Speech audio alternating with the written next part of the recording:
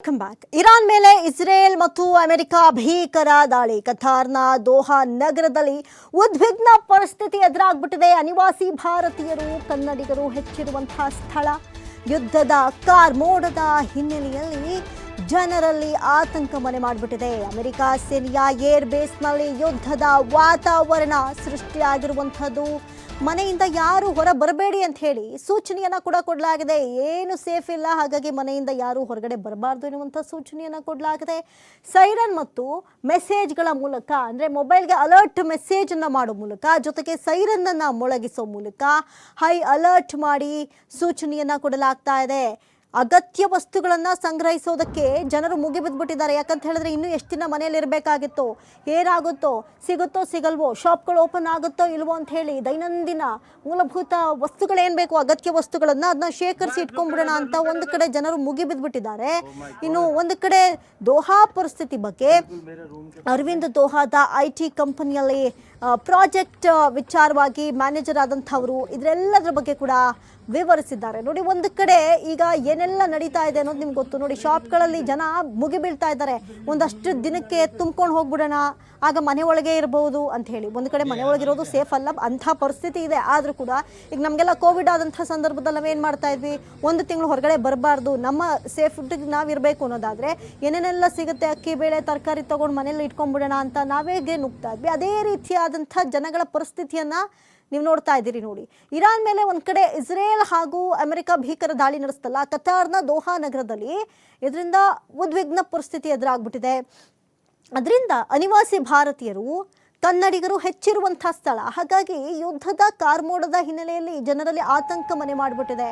ನಾವು ಮರಳಿ ಬದುಕಿ ಮತ್ತೆ ಮತ್ತೆ ನಮ್ಮ ಊರಿಗೆ ನಾವು ತಲುಪ್ತೀವ ಎನ್ನುವಂಥ ಪ್ರಶ್ನೆ ಅವ್ರಿಗೊಂದು ಕಡೆ. ಈ ಹಿನ್ನೆಲೆ ಜನರಲ್ಲಿ ಆತಂಕ ಮನೆ ಮಾಡಿಬಿಟ್ಟಿದೆ ಅಮೆರಿಕ ಸೇನೆಯ ಏರ್ ಬೇಸ್ನಲ್ಲಿ. ಯಾಕಂತ ಹೇಳಿದ್ರೆ ಅಮೆರಿಕ ಸೇನೆಯ ಏರ್ ಬೇಸ್ ಎಲ್ಲೆಲ್ಲಿರುತ್ತೆ ಆ ಒಂದು ವಾಯುನೆಲೆಗಳಲ್ಲಿ ಈ ಒಂದು ಕ್ಷಿಪಣಿ ದಾಳಿಯ ಆತಂಕ ಹೆಚ್ಚಿದೆ. ಸಹಜವಾಗಿ ಮಾಡೇ ಮಾಡುತ್ತೆ. ಪ್ರತೀಕಾರ ತೀರಿಸ್ಕೊಳ್ಳೋದಕ್ಕೆ ಇರಾನ್ ಕ್ಷಣ ಕ್ಷಣಕ್ಕೂ ಎದುರು ನೋಡ್ತಾ ಇದೆ. ಅಂಥ ಸಂದರ್ಭದಲ್ಲಿ ಅಮೆರಿಕ ಸೇನೆಯ ಏರ್ ಬೇಸ್ ಎಲ್ಲೆಲ್ಲಿರುತ್ತೆ ಅಲ್ಲಿ ದಾಳಿ ಅಂತೂ ಕಟ್ಟಿಟ್ಟ ಬುತ್ತಿ ಎನ್ನುವಂಥ ಒಂದಷ್ಟು ನಂಬಿಕೆ ಇರೋದ್ರಿಂದ ಜನ ತತ್ತರಿಸಿ ಹೋಗ್ಬಿಟ್ಟಿದ್ದಾರೆ. ಒಂದು ಕಡೆ ಯುದ್ಧದ ವಾತಾವರಣ ಅಲ್ಲಿ ಆಲ್ರೆಡಿ ಸೃಷ್ಟಿ ಆಗ್ಬಿಟ್ಟಿದೆ. ಹಾಗಾಗಿ ಮನೆಯಿಂದ ಯಾರು ಹೊರಬಾರದಂತೆ ಸೂಚನೆಯನ್ನು ಕೂಡ ಕೊಡಲಾಗಿದೆ.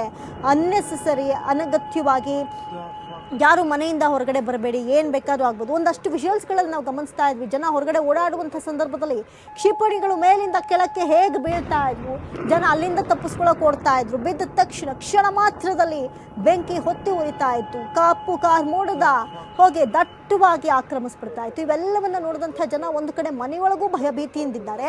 ಮನೆಯೊಳಗಿದ್ರೆ ಸುಮ್ಮನೆ ಕೂರಕ್ಕಾಗುತ್ತಾ, ಊಟ ಉಪಚಾರ ಬೇಕಲ್ಲ, ಹಾಗಾಗಿ ಅವುಗಳಿಗೆ ಏನೇನು ತರಬೇಕು ಅಂತ ಸಂಗ್ರಹಿಸ್ಕೋದಕ್ಕೆ ಮುಂದಾಗ್ತಾ ಇದ್ದಾರೆ. ಒಂದು ಕಡೆ ಇರಾನ್ನಲ್ಲಿ ಅಷ್ಟರ ಮಟ್ಟಿಗೆ ಉದ್ವಿಗ್ನ ಪರಿಸ್ಥಿತಿ. ಇರಾನ್ ಎಫೆಕ್ಟ್ ಈಗ ಎಷ್ಟೋ ರಾಷ್ಟ್ರಗಳಲ್ಲಿ ವ್ಯಾಪಿಸ್ಬಿಟ್ಟಿದೆ. ಜನ ಭಯ ಭೀತಿಯಿಂದ ಕ್ಷಣ ಕ್ಷಣಕ್ಕೂ ಪರಿಸ್ಥಿತಿ ಬಿಗಡಾಯಿಸ್ತಾ ಇದೆ. ಹೇಗಪ್ಪ ಬದುಕೋದು ಅನ್ನುವಷ್ಟರ ಮಟ್ಟಿಗೆ ತಮ್ಮ ತಮ್ಮ ಬಿಲ್ಡಿಂಗ್ ಮೇಲೇನೆ ಈ ಕ್ಷಿಪಣಿಗಳು ಹಾರಾಟ ನಡೆಸ್ತಾ ಇರೋದು, ಬಾಂಬ್ಗಳು ಹೋಗೋದು, ಇವೆಲ್ಲವನ್ನ ನೋಡಿ ಭಯಭೀತರಾಗ್ಬಿಟ್ಟಿದ್ದಾರೆ. ಹೀಗಾಗಿ ಮನೆಯಿಂದ ಯಾರೂ ಹೊರ ಬರಬಾರ್ದು ಅಂತ ಹೇಳಿ ಒಂದಷ್ಟು ಅಲರ್ಟ್ ಮೆಸೇಜ್ ಆಗಿರ್ಬೋದು, ಸೈರನ್ ಮೊಳಗಿಸೋ ಮೂಲಕ ಆಗಿರ್ಬೋದು, ಎಚ್ಚರಿಕೆಯ ಸಂದೇಶವನ್ನು ರವಾನೆ ಮಾಡುವಷ್ಟು ಮಾಡ್ತಾ ಇದ್ದಾರೆ. ಇದರ ಗ್ಯಾಪಲ್ಲಿ ಐ ಅಲರ್ಟ್ ಸೂಚನೆಯ ಮಧ್ಯೆಯೂ ಜನ ಒಂದಷ್ಟು ಸಾಮಗ್ರಿಗಳನ್ನು ತೆಗೆದುಕೊಂಡ್ಬಂದು ಮನೇಲಿ ಇಟ್ಕೊಂಡ್ಬಿಡೋಣ, ಮುಂದಿನ ಜೀವನಕ್ಕೆ ಬೇಕಾಗತ್ತೆ, ಇನ್ನೂ ಎಷ್ಟು ದಿನ ಈ ಪರಿಸ್ಥಿತಿ ಇರುತ್ತೋ ಅನ್ನುವಂಥ ಒಂದಷ್ಟು ಗಾಬರಿಯಲ್ಲೂ ಕೂಡ ಜನ ಒಂದಷ್ಟು ಅಗತ್ಯ ವಸ್ತುಗಳ ಖರೀದಿಗೂ ಕೂಡ ಮುಂದಾಗ್ಬಿಟ್ಟಿದ್ದಾರೆ. ಒಂದು ಕಡೆ ದೋಹಾ ಪರಿಸ್ಥಿತಿ ಬಗ್ಗೆ ಅರವಿಂದ್ ಎಂಬುವವರು ವಿವರಣೆ ಕೊಟ್ಟಿದ್ದಾರೆ. ದೋಹಾದ IT ಕಂಪನಿಯಲ್ಲಿ ಪ್ರಾಜೆಕ್ಟ್ ಮ್ಯಾನೇಜರ್ ಆಗಿ ಕರ್ತವ್ಯವನ್ನು ನಿರ್ವಹಿಸ್ತಾ ಇದ್ರು.